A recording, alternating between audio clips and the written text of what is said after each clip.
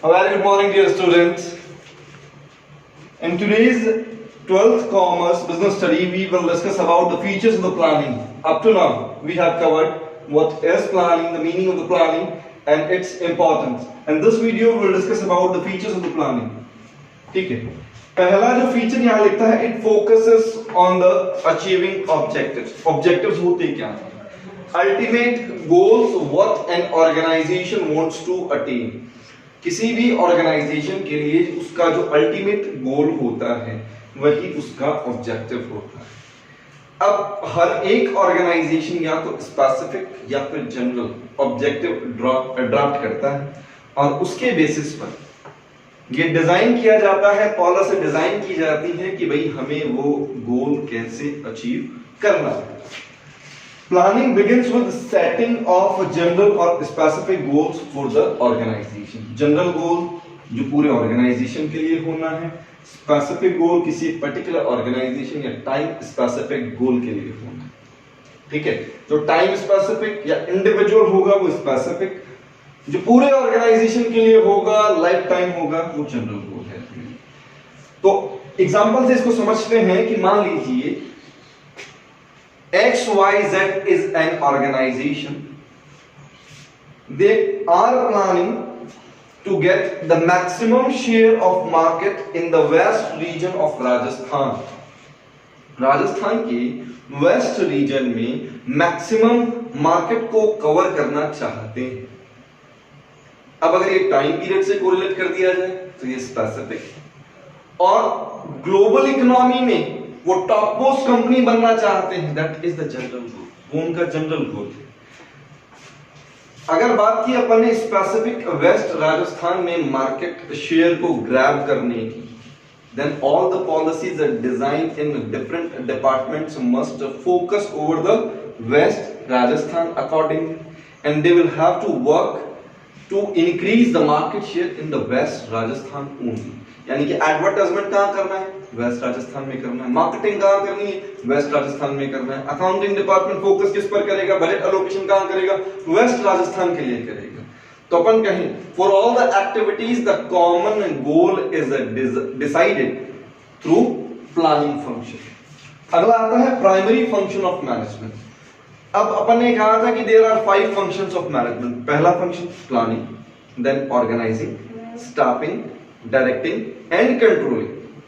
All the other function will work under the framework of planning. यानी कि organizing, staffing, directing, controlling, इन चारों के लिए इनका जो फ्रेमवर्क डिजाइन किया जाएगा, इनकी जो बाउंड्रीज डिसाइड की जाएगी, वो कौन करेगा? प्लानिंग करेगा। यहां पर अपन लिखते हैं all other functions of management will work under the framework of the planning. अगला आता है पर्वेसिव। पर्वेसिव का मतलब हो गया यूनिवर्सल फेनोमेनन। यूनिवर्सल फेनोमेनन मतलब equal importance in each and every arena. हर एक क्षेत्र में जिसकी उपयोगिता जो है वो बराबर की होती है। अब अपन कहते हैं in the entire organization planning is all pervasive. Top level management, middle level management and low level management will have to plan accordingly. उन्हें अपने प्लान्स को खुद को डिजाइन करना होता है। जो टॉप लेवल मैनेजमेंट है वो पूरे ऑर्गेनाइजेशन के लिए प्लान ड्रॉ करेगा, वो स्ट्रैटेजीज डिजाइन करेगा। मिडिल लेवल लिंकिंग पिन की तरह काम करेगा और operational level functional plan frame out करेगा जिससे कि काम को करवाया जा सके। तो अपन कह सकते हैं planning is equally important in the entire organisation, in each activity and in each department. अगला आता है continuous process. Planning is a continuous or never-ending process. When one plan gets over, we need another plan. जब एक plan पूरा हो जाएगा, हमें दूसरे प्लान की जरूरत पड़ती है। ऐसा क्यों होता है? Plans are generally for a specific period. या तो स्पेसिफिक पीरियड होगा या स्पेसिफिक गोल होगा, या तो किसी गोल को ध्यान में रख करके बनाया जाएगा, या फिर किसी एक पर्टिकुलर टाइम के लिए, मान लिया 1 मंथ हो सकता है, क्वार्टर हो सकता है, ईयर हो सकता है। और जैसे ही ये पर्टिकुलर टाइम पूरा होगा, we need an another plan to move ahead. आगे चलने के लिए हमें दूसरे प्लान की जरूरत भी पड़ेगी। तो प्लानिंग क्या है? It is a never ending process. It is a never ending process. When one plan gets over, we need another plan. अगला आता है futuristic. Plans are made for future. Plans हमेशा future के लिए बनाए जाते हैं. We need to predict the future conditions and will have to consider these changes effect over the organizations and make our own plan accordingly. हमें क्या करना होता है, फ्यूचर में आने वाले चेंजेस को आज ही प्रेडिक्ट करना होता है, फोरकास्टिंग करनी होती है, उसकी फोरसाइट करना होता है, उसको देखना होता है, उसका इफेक्ट आपके ऑर्गेनाइजेशन पर क्या आएगा और उसके इफेक्ट को कंसीडर करते हुए हमारे ऑर्गेनाइजेशन में उसका नेगेटिव इम्पैक्ट कम से कम हो, रिस्क मिनिमम हो, इसलिए हमें प्लान्स फ्रेम आउट करने होंगे. थिंकिंग इन एडवांस और लुकिंग अहेड, यानी कि प्लान्स हमेशा फ्यूचर के लिए बनाए जाते हैं. करंट में जो किया जाएगा उनके प्लान्स पहले बन चुके होंगे, और अगर प्लान नहीं किया, कई बार अपन कहते हैं कि ये काम मिसमैच हो गया, ये काम हुआ नहीं, मैसअप हो गया, तो कई बार अपन कहते हैं plans were not made, planning नहीं की गई थी. तो प्लानिंग नहीं की गई थी इसलिए प्रोग्राम फेल हो जाता है. तो अगर आपको इवेंट को सक्सेसफुल करना है तो अपने को क्या करना पड़ेगा, पहले उसकी प्लानिंग भी करनी होगी. अगला आता है involves decision making. There are a number of ways to accomplish a single task. एक सामान्य काम को, एक सिंगल काम को करने के लिए बहुत सारे कोर्सेज ऑफ एक्शंस होते हैं. अब वो बहुत सारे कोर्सेज ऑफ एक्शन है, यानी कि अपने पास में बहुत सारे ऑल्टरनेटिव्स हैं.